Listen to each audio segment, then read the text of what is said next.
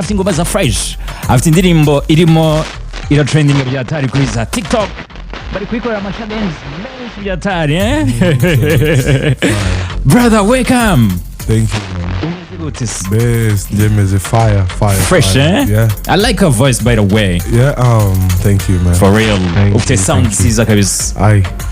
Yeah, man. Wigeze utekerezaho gukora itangazamakuru kubera yo sound? No, kera nisaza yenza umunyamakuru. Nusaza nibwo uzakora media. Yes, Amalon, Yeah, man. I'm boosting here. Yeah, man. Turi hano Capital FM. Okay. Nice. Brother, welcome. Thank you so much. Wowe uri umusangwa kuri Capital. Namaze kuba mu rugo. Ariko buri munsi kubera ko radio yumvwa n'abantu bashya urongera ubibutse. Yes, ni Manix from East African Promoters. Okay. Now, uyu munsi tugiye kuganira ku munsi mudufitiye ayahe makuru? Ni MTN Iwacu Music Festival. Yes, niyo tubazaniye. Okay. Kuba turi kumwe na Amalon, nuko ari tuje kuvuga hano. Wow. Yes. Nice. Amalon, muri uyu mwaka urimo uragaragara cyane, wakoze comeback iri big. Uyu mwaka uri kuwufata gute? Ni umwaka w'itangazo, ni umwaka mwiza, ni umwaka w'ibyishimo, ibirori, like ni umwaka mwiza pe. Yeah. Wabonye abantu barakwakira gute? First of all, bro,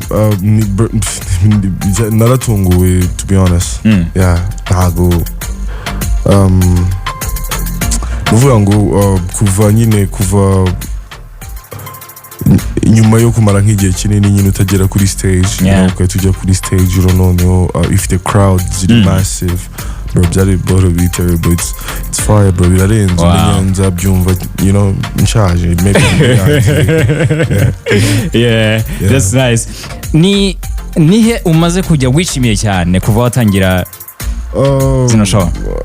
Byangora kuretinga rwose kubera yuko byamvuna byangora. Yeah, hose vibes zari zimwe. Nuvuga ngo tukirangiza nzaza hano nkuriremo kabisa. That's nice. Abantu babonye bafite vibe ya tari ahantu hose umaze kuzenguruka. Niye nara like abantu bihuye barota, abantu b'ingoma bararenze, Kibuye, like Karongi. Wow, like bro, abantu bararenze, biratangaje uburyo kibamenya track, umva mukora imirimo ikomeye kabisa, wumve yuko bro mwapushinze, to be honest. Thank you. Yeah. Kare twagiye uri murambwira ikintu abantu bagomba kwitega muri no weekend. Tuba twateguye, abahanzi bose barahari, bari ready, and on top of that actually dufite Primus Guma Guma superstar winner. Ari Riderman this weekend ni Riderman. Turi kumwe na Riderman. Wow. Musanze, so abantu ntibazacika kabisa. Hanyuma kwinjira umuntu ashobora guhita yibaza se ndasabye iki kugira ngo nzajye kureba Riderman, Amalon n'abandi? Yes, kwinjira muri general public ubuntu. Okay. MTN barabatahemo nkuko ibabwira nikagwamo, and then ahasigaye ni 5,000. Okay, that's nice. VIP ni 5,000. None se ushiti wanje kubaza Kigali. Yego. Ni ikibazo ndi kubaza nk'umunyamakuru hawe turi kwinjira. Ubu nitwa hosts. Ubu host. None kwinjira nangahe? Ni 5,000. Ahasigaye n'ubuntu. Mfite abahungu banje 2,000 bazava i Kigali. Iya transport se n'ubuntu. Transport ntabwo ari ubuntu. Uvuga ngo kwinjira uvuye i Kigali ni transport, wagera lisansi. Uvuye i Kigali kwishyura ni lisansi gusa. Wahagera VIP bakagufuza 5,000 gusa. Si mumwirukane. Akaza reka tumubabarire uno munsi. Yes.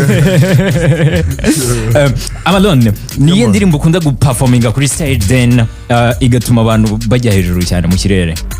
Muri tour hari indirimbo ebyiri kabisa ngiye zantunguye, indirimbo bita Impunzi, ntabwo nzi yuko abanyarwanda bayizi kuri la level. Yeah, indirimbo yitwa Nyirabasare, noneho ifite like ukwezi kumwe yo terrible stuff like madness, nuvuga ngo izo tracks zirarenze. Wow. Ntabwo muri competition sibyo? ukurikije performance y'abandi bahanzi wishyira ku mwanya wa kangahe muri no tour? Ntabwo wapfa kunkurikira kabisa niyo wararugenda. Wallahi. That's nice. Nuvuga ngo just hariya ni muri office, you know. Njyewe icyo nkora nuko nsiga impapuro zose zisinye ibindi ariko I mean bro science, you know, performance is scientific. I know. I mean, you can't play. I know, man. I'm a boost, man. Yeah, man. Yeah, man. Nga EAP umutekano uzaba uhagaze gute muri no weekend hariya? Dushimira Imana ko aho tumaze kunyura hose nta kibazo cy'umutekano turagira. Hari umuntu turumva avuye muri show yacu ngo yagiye ikibazo mu nzira. So umutekano igihugu cyacu muri ko gitekanye, muri ko kimeze neza. Abantu bose bazaze ntibazikange nubwo hazaba arakazuba, dufitemo ibyo kunywa, hazaba ari amayinite, ntihagire ikibazo na kimwe. Muri make ibintu byose umuntu akenera mu buzima biba bihari. Birahari kabisa. On top of that no dufite umunezero wo mu muziki kabisa. Nabwo y'abahanzi 9 bose, line up y'abahanzi 9 nibaza ko hahandi hantu bipfa kuba mukora festival irimo abahanzi bangana gutyo mu Rwanda, nibaza ko ariko bwa mbere. Ni first time for real. Itandukanye n'izindi zose zagiye zibanza before. Itandukaniro rya mbere navuga ko ari line up nini gutyo. No on top of that tukazanamo abantu batwaye ngo Primus Guma Superstar, aba champions. Urumva ni itandukaniro ritandukanye n'izindi twakoze mbere. Kuko naho hashobora kuba hagaragaye line up nini, araho twagize abahanzi 7 ariko nibaza ko tutagize to the extent yo kugira abahanzi 9 on one line up. Just one day. Amalon brother. Abantu bitega iki in this weekend Saturday? Madness, science bro. Science. Yeah, cool. Mr. Professor me coming, bro. Mr. Doctor. Nukuvuga ngo I mean science bro. Nukuvuga ngo iyo mvuze science mba mvuze depth, mba mvuze uzabe muri lab coat. Nuvuga ngo ikintu ugomba kumenya. Iyo mvuze science mba mvuze urabona hari ibintu biba bisanzwe, hakaba n'ibindi bintu bituma urota ukijya ati kademe ni science. Ibyo nibyo mba ndi kuvuga, things that make you think about yourself, ku buryo ushobora gukora performance umuntu akavuga ati uyu muntu abaho, uyu muhanzi abaho. Magic si magic. Nuvuga ngo science bita science. So hariya none wibuke ko turi mu bukonje, you know. I'm sure nuvuga ngo uranko kasama turi kugenda karangira hariya. So ndishoye yuko shobonye ko haguye n'imvura, so shobora kuba harimo agakonje gake. So ngiye kubajyanira icyo bita les sciences mbashyushye mu bukonje. So EAP twitega iki rero mbere ko du signing out? Twitege abahanzi benshi, umuziki mwiza, ibyishimo, umuriro uko bisanzwe. Ubwo bazaba badushyira kizimyamoto hafi kabisa. Abanyakigali bari muri Kigali nabo bitegura yakiri kare. Nibaze tuzamuka. Nukuvuga ngo iyi weekend nitaha maybe n'izindi zibiri zikurikira we dey on the road. Nukuvuga ngo manager Manix kamubasigira banza aba cooking neza. Usanze ni hafi y'Kigali n'amasaha 2 yonyine.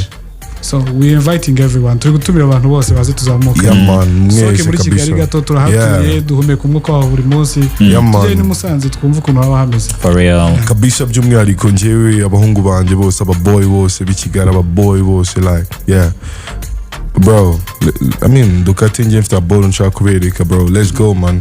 Tugende to bumping like bro, ibirunga tubanze tubijegeze my guys, you know, like let's go man. Musanze izakumuriro ariko mu buryo bwiza bwa vibe. Nuvuga ngo uwo ni wo nshaka vuga ngo izakumuriro. Nta bundi buryo buhari n'ubwiza gusa. Ububi bwose ububi wabushobora bapanda. N'ubwiza gusa. So Musanze tuzayi like we have to kuko we have to. Nuvuga ngo turi kuri demi-finale, naga demi-finale ihangana. Bivuze ngo ni match ibanziriza ya nyuma film so bivuze ngo ndishoye yuko abasani bagenzi banje bose umva bote zirakanyaze zirafunze. The band is fire, like I'm sure yuko stage bizabi meze. Nuvuga ngo nta kintu ni show n'umuriro. So bro, kwa gatandatu uyu nguyu noneho n'undi ukurikira fire bro. Moto I mean nimutume Instagram hababera cyangwa TikTok bro, mwaza mukabyirebera bro kabisa. Amalon bagufollowing kuri Instagram ahantu hose bro. Okay. Boost, you know, Amalon RW, Amalon, just go mugende mwumve imiziki yanjye, YouTube, stream my music, Spotify, Audiomack, I mean everywhere, stream my music. Follow me on TikTok, follow me on Twitter, follow me on just Amalon everywhere. Yeah. Thank you for your time. murakoze cyane. Okay. Umva mukanya turibuze kugwa amafaranga menshi cyane muri Magic World ya Capital FM. Nitwa Bundi kumwe na Sub the Diva. This is Capital. In your car, on your phone, and your radio. Check it out. Play Capital.